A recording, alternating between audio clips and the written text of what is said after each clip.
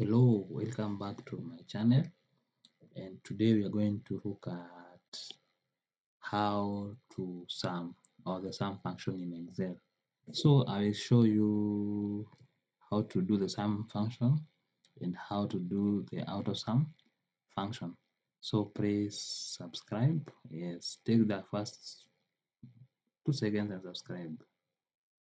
Thank you for subscribing.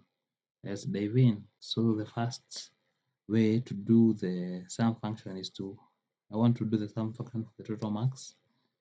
So the first thing is to type equal sign, then sum, and highlight the data that you want to do the sum for.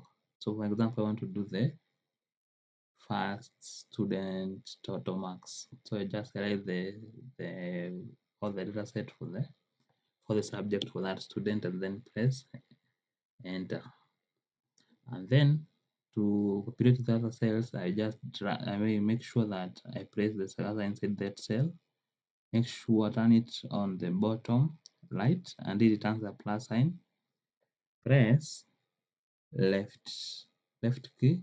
No, press on the left button of the mouse or the touchpad on your laptop, and then drag down.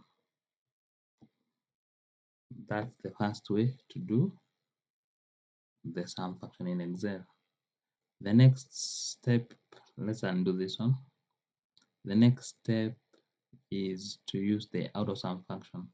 So how does the AutoSum function? You just highlight the total marks row, a column up to here, then you place on the here. You come here, sum, AutoSum, and press enter. Then you just place on it and it operates all the cell. And that's how you do the sum and the AutoSum function. You can also do the wrong way of doing the sum, which is you just type equal sign, you press math plus science plus English plus history, and then after it you get the value, you drag. Yes, that's the easiest way. But if I'm being asked, I would prefer the AutoSum, whereby I highlight all the I highlight all the column for total marks here from the first student to the last student, and then I just come here and just click yes, and that's how you should do this. How to do AutoSum.